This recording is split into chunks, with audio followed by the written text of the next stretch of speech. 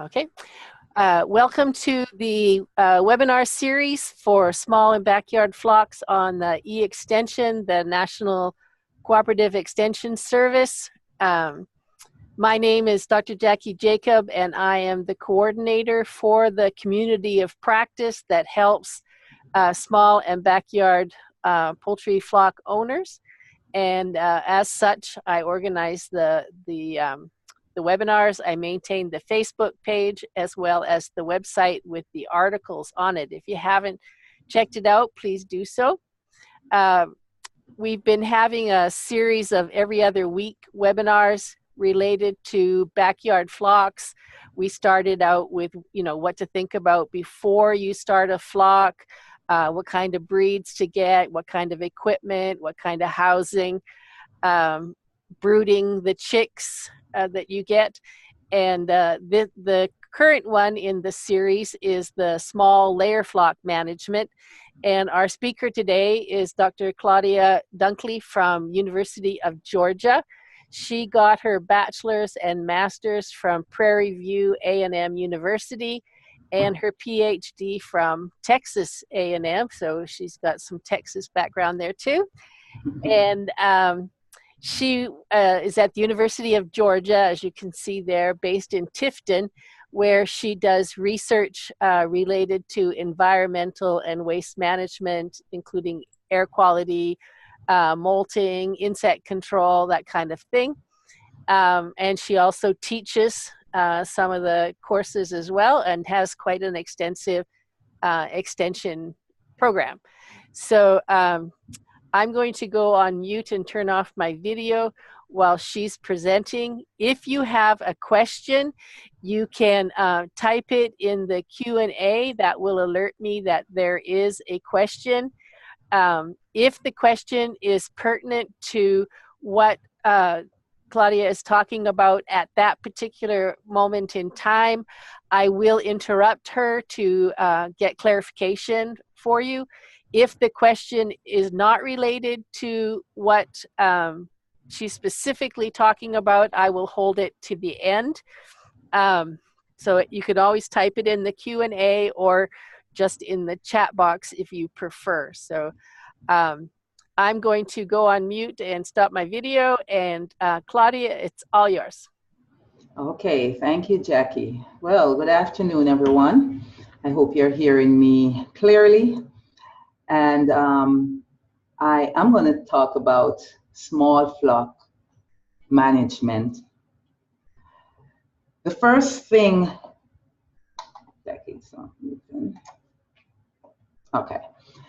the first thing you must consider whenever you decide to have an egg production, you have to make a decision on why you need eggs.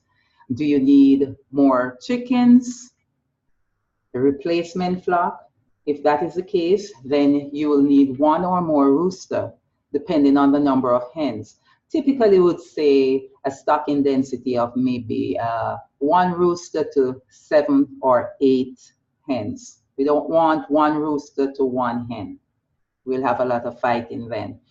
Now, if you want the eggs to eat, well, there is no need for a rooster because a hen is going to produce an egg whether or not a rooster is around. Both of these can be done, but it must be monitored and monitored closely. Because you can eat a fertile egg, but you have to collect these eggs quickly to prevent them from being brooded by the hen and starting that incubation process. Before we really get into managing these birds and things that we need to be doing if we want a layer flock, I'm going to speak briefly about nutrition. Chickens love to eat scratch feed. It's a natural behavior for them to be constantly walking about pecking. However, we don't want to make their nutrition be solely off cracked corn, which is typically what a lot of people want to give them, cracked corn as their diet. Using too much of this will dilute the nutrition, and that will slow down the development and the growth of the chicks. The chicks need a higher protein diet than just solely cracked corn. Chickens do require different amount of nutrients depending on their age and also the type of bird. So if it's a broiler bird you're growing, the nutrient requirement is going to be different from if you're growing a dual purpose or a layer type bird. The categories of feed would be the starter feed, which you give to the very young chicks. That is going to have the highest amount of protein. Then the grower feed for developing chicks, and then you have a finisher feed for the adult broiler type birds. So if you were growing birds for just for meat, that's what you would do. But you'd give these type of feed to the bird that you're growing for eggs up to a certain age. Then we have the layer ration, which would come in mash, pellet, or crumble form. The nutritional value of the mash, pellet, and crumble form really is no different. The mash feed is the grounded ingredients mixed together. That is then sent through a pelleter, which form those half-inch or so pellets, which can then be sent through a crumbler, which will break up the feed into smaller pieces than the pellet size. And typically that crumble form is what you want to give your backyard birds. A starter ration can be given from about day 1 until day 6, until 6 weeks old, sorry.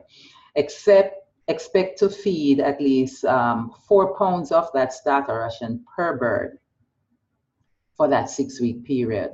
Then you can give them a commercial grower ration between the ages of 6 to 18 weeks old. And this is, of course, if you're going to have these birds for laying. Most feed store will carry a combination starter grower ration, and this will work well for both stages. So you don't have to worry about when do I switch from the starter ration to the grower ration. You can just give them that combination ration. Now from 18 weeks onwards, this is when you start to feed that the flock that layer ration to prepare them for egg production. You do not want to feed layer ration to the younger birds, nor do you want to feed that starter grower ration to birds that are producing eggs. These different rations contain different amount of nutrients.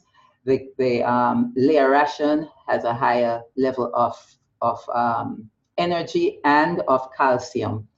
Problems are usually associated with inadequate nutrition, and you can see them very rapidly, and oftentimes they are irreversible. So you have to make sure that you give them the right feed at the right time. Now, if your birds are allowed to an area, a grassy area or free range, and you're also giving them feed, that is quite okay. They will supplement their diets with greens and insects that they get in their enclosure. If you have ever done this before, you'll know that that grass within their enclosure is not going to last for very long. Now, you can give them fresh grass cuttings, but make sure that it's not been treated with chemicals. You can also give them table scraps that will provide variety to their feed and will help you to decrease some of your feed costs. However, you don't want to give them too much. You need to limit the amount you give them. Give it to them as if it's a dessert, not as a meal. And we never want to give our birds feed stuff that's spoiled. So if you have feed stuff that's been left over from a year ago when you were growing birds, you don't want to give them that. More than likely it has some form of mold in it. You need to store your feed properly. In the winter, the feed stays more stable when it's clear and dry. There are, however, a number of molds that will grow rapidly when the temperature is low. And some of these molds can produce toxins which are harmful to the birds. So it's important to protect the feed from humidity, both in the warm and the cold weather. Water is a very important nutrient which is often overlooked. You need to provide your birds with a constant supply of clean, fresh water. And 20 hens will consume about 1 gallon of water each day when the weather is cool. So as you can imagine, the water consumption will increase during the hot weather. All right, so let's talk about the onset of egg production. Depending on the breed of birds that you have, production, the first egg will vary. So we have our very early maturers, such as the Longhorn and the Leghorn and the New Hampshire Red. And then we have the early to moderately early birds. Rhode Island Red, the Plymouth Rock, Australorp, Americana, Delaware, Orpington. Those birds will come in to lay maybe about 21 to 22 weeks of age. And we have our slow maturers like the Silky and the Brahma. The more showbirds, those take longer to mature and start producing eggs. So depending on the breed that you have, your eggs will come in from 19 to 20 weeks and up. Pullets should begin getting their layer ration when they're about 18 weeks old to prepare them for egg production. And again, depending on the breed, they start as early as 20, even 19 weeks old, 18 weeks old, you can see a first egg. And the hens will begin displaying nesting behavior before the onset of lay. So that's why it's very important to make sure that the house is equipped with nest boxes and adequate nesting material prior to those birds starting to display these nesting behavior.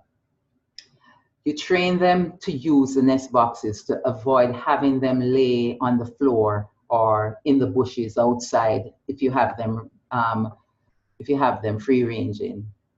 The first eggs that the pullet will lay are very small and we call them peewee eggs. We should never try to incubate these peewee eggs. Now, egg production is a calcium-dependent activity. So that's why the layer diet has a higher calcium level than any other poultry diet. Their diet can be supplemented with crushed eggshells or oyster shells. You can have that sprinkled around inside the cages or in the area where the birds are so they can get that extra calcium. The young first year layers will have the best egg production and the best egg quality. So if you're going to hatch the eggs, you'll get the best hatch from your younger birds. The older the hens become, the lower their rate of production and the thinner the shell will get. Now, when you train these birds to use the nest, basically you're going to be make sure that the nest boxes are placed inside the houses, as I said earlier, before they start displaying laying behaviors. They should be placed in sheltered areas, and you can have some in shelter, some in light, because some of the birds prefer a more private environment. Some they don't mind if it's out in the light. You have to make sure that nesting material is placed in each of these nest boxes because the birds will refuse to lay if the nest box material is dirty.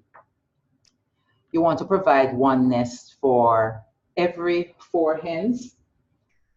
If they can't get to lay in a nest, they are going to lay on the floor. So you have to make sure that you have adequate nesting spaces for them. When they first begin to lay, if you see any eggs outside of the nest, they should be picked up frequently and placed in the next nest so that they see that's where they're supposed to lay those eggs.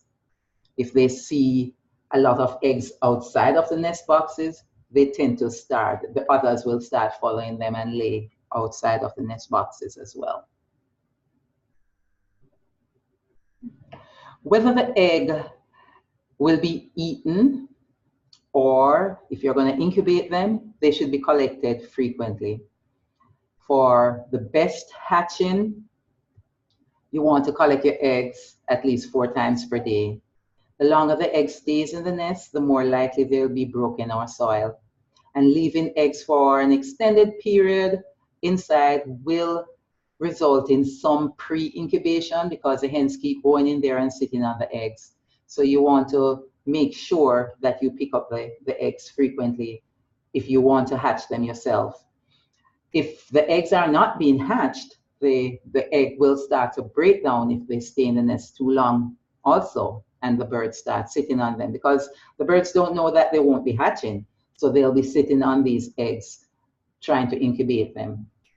And eggs that are laid late in the day, they should be collected also and not left for the next day. Now, egg quality refers to, and it pertains to both table eggs and hatching eggs. It includes the cleanliness of the shell, soundness of the shell, the thickness of the albumin, and the color of the yolk. Now, if you will be hatching the eggs, it's important to maintain the hatching potential of the eggs. And improper handling or storage will reduce the egg's ability to hatch and to produce a quality chick. Eggs can be broken as a result of inadequate or inappropriate nesting material. So you have to have good nesting material that will provide a clean place for the eggs to be collected and for a soft place for the eggs to drop when the hens are laying. And I have some examples up here: pine shaving, peat moss, rice hull, chopped corn husks, straw, nest pads, peanut hulls, shredded paper, anything that's soft and absorbent, non-toxic, can be used as nesting material. Now, cleaning hatching eggs is different from cleaning table eggs. So I put them separately. If the hatching eggs are dirty, you want to remove any debris that's on it with a dry cloth. Very important. Never a wet towel nor use sandpaper. A wet towel is gonna spread disease organism around the egg, and sandpaper is going to remove that protective cuticle that's on the shell. You do not want to set dirty eggs because the bacteria that's in that dirt can penetrate the egg and result in the embryo dying or eggs exploding prior to hatching in your incubators. For the table eggs, you want to separate the clean eggs from the dirty and cracked eggs. Cracked eggs should not be sold. Leaking eggs should not be consumed by humans. Dirty eggs can be washed, and the water should be warmer than the temperature of the egg. That's very important. Not colder than the egg, but warmer. It's better not to wash the eggs at all than to wash it in water that is colder than the egg. Eggs can be wiped off with a dry, clean cloth. Storing hatching egg is important. They need to be cooled below that temperature where the embryo will start to develop. So you want to place them in a refrigerator. That's about 65 degrees Fahrenheit, between 65 at the high, 55 at the low. And the eggs can be stored here for about a week without reducing that hatchability. After that, they'll start losing their hatching potential. If you're going to incubate eggs, you're going to need an incubator if you're not going to let the hens do the incubating. The size of that will depend on how many eggs you have. You need to get an incubator that has a turning table because the eggs need to be turned every 90 or so minutes. This prevents the embryo from sticking to the inside of the shell. Most of these incubators that you can get to buy, they come preset with the temperature and humidity. And of course, the cost of the incubator is going to depend on the size that you get. For table eggs, they should be refrigerated soon after the eggs are collected and cleaned. And 50 to 55 degrees Fahrenheit will maintain eggs for an extended period of time. Heat will result in the breakdown of the protein structure inside of the egg, as well as the loss of moisture. So what will happen when the table eggs are not stored properly? You're going to lose the quality of that egg and the grade of the egg.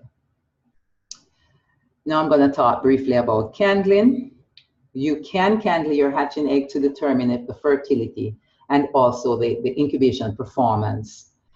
It helps you to prevent incubating infertile eggs, and you can also assess the fertility of your flock. See if the roosters are doing a good job.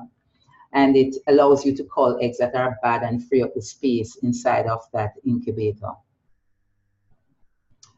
You can, for hatching eggs, it's really simple. You just need a dark room, a flashlight. That's good enough to candle that hatching egg on an egg flat in a dark room. You simply place the flashlight at the top of the egg, and you can see what is happening inside the egg. So it's pretty easy to do.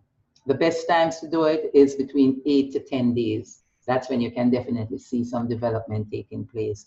You don't want to be candling the egg when it gets down to 19, 20 days, because it makes the embryo uncomfortable, and you'll see them start trying to get away from that light.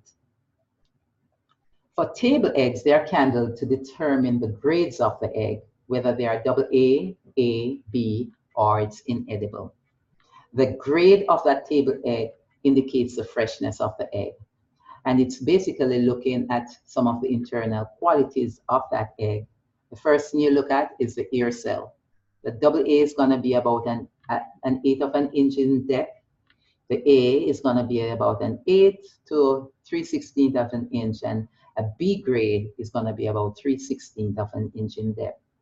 As you can see, the A grade is going to be the freshest egg. You also look at the yolk size, the shape of the yolk, if there are any defects on the yolk, any germ development. If the white is, you look at the white for discoloration, foreign bodies, watery white, blood spots, or meat spots.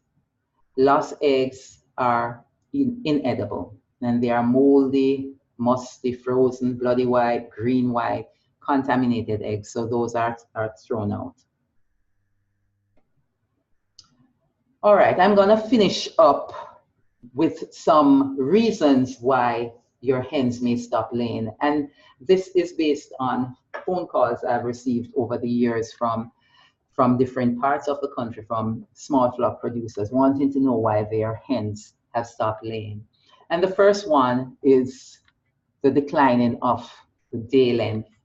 Hens are sensitive to the length of the day, right? How much daylight they have, because reproduction is controlled by light. A short day is going to discourage egg production, and this is especially true the latter part of the summer and the fall. How can you remedy this? It can be remedied by using artificial lighting to give the birds a long day no matter what season, because the type of light really doesn't matter, whether it's artificial or natural light. If you are growing your birds where you can control the light, if they're in houses where you can control the light, close them in, and it's totally and you can use light then. That's the easiest way. If you have your birds and they just come in during the night, well, it's harder for you to increase their day length that way. Another reason is improper nutrition. Hens need a balanced diet to maintain that good egg production. Each egg contains a significant amount of protein and energy, so they have to have the right amount of energy, dietary energy, otherwise their egg production will be depressed. Also, if there is an imbalance in the amino acid, there will also be a depression of egg production. Each egg also contains about 2 grams of calcium, and the hen skeleton contains about 20 grams of calcium. That means each egg represents about 10% of the bird's total body calcium. So you have to make sure that they're getting the right diet again, so that their body calcium reserve is not depleted if it's not supplemented in the diet. Insufficient salts will also depress egg production, and too much salt will also depress egg production. And this can be a problem with well water. So you should have your well water tested if that's what you use. And my recommendation has always been that use only the prepared layer ration. I know you have some people who like to formulate their own ration, But if you want to make sure that it has the right amount of calcium in it, you need to use that prepared layer ration. And you can, of course, supplement calcium with particulate ground up calcium and ground limestone or oyster shell, crushed eggshell that can help. Broodiness, there are some breeds of birds that become broody. That means they try to incubate eggs. If they do this, they're gonna stop laying, and they will become broody if they are allowed to accumulate the eggs. So that's why you need to pick up the eggs at least more than, I have once a day here, but you really need to pick them up more than once a day to prevent them from building a clutch. This problem is more prevalent during the springtime. Molting is another reason why they may stop laying. After they produce for several months, it's increasingly likely that a hen will go into a molt. Molting and egg production are not compatible. So when a molt begins, the hens stop laying. What they do, they stop laying, they restore their plumage. So if you see a bird looking very beautiful with beautiful feathers, no more old tacky looking feathers, that means they're going through a molt. And during this time, the reproductive tract will also be regressed. Now, after this molting process takes place, the reproductive tract will be rejuvenated, and then the egg production and egg quality will resume after that.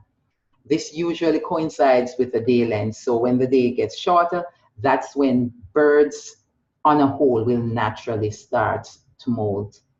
Now, if you use an artificial light, this molting can occur at any time of the year. So the best thing to do is to force a molt in all of your birds at the same time and have them come back into production at the same time. But molting is a very long topic that I think we might have to just do one whole session on molting. The fifth reason I have here is age. Sometimes I get calls about birds that have stopped laying, and when I ask how old is the bird is 5 years old. An aging hen will eventually lose its ability to reproduce actively, right? So you might think it's a young bird, but she's really getting up there, and she's not going to be giving you the amount of eggs that you typically get. So what you want to do in this case is to replace the aging hens with a new flock of younger birds. And the sixth reason and final reason is disease. There are many poultry diseases out there that will affect egg production. Sometimes they will show signs of illness, but sometimes they will not. If you suspect a disease, you can consult a poultry vet about it, because a timely diagnosis will allow for effective treatment of some of these diseases.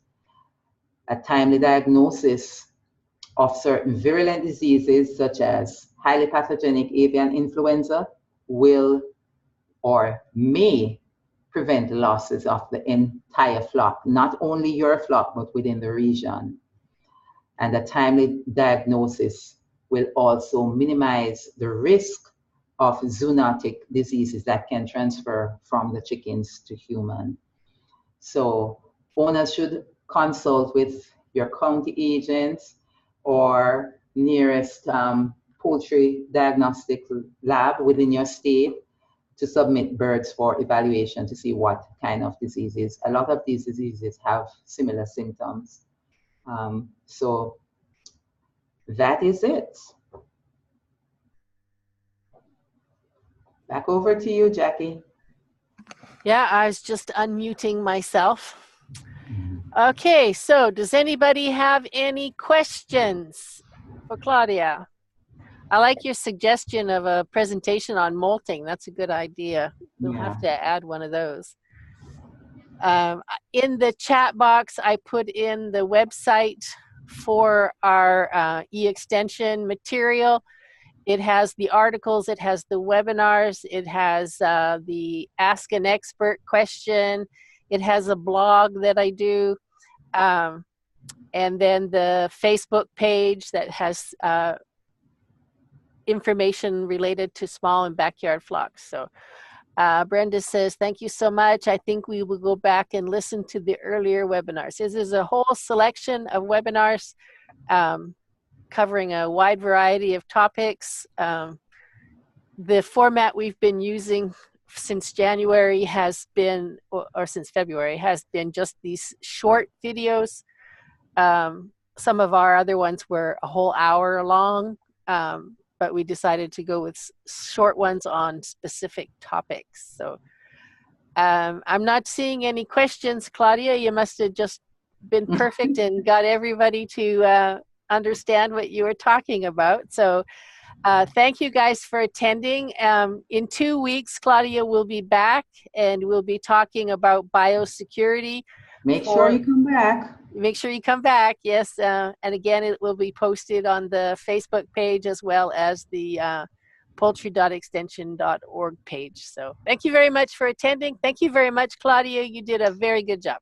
Thank you. I was racing there in the end when I saw the time, but no problem.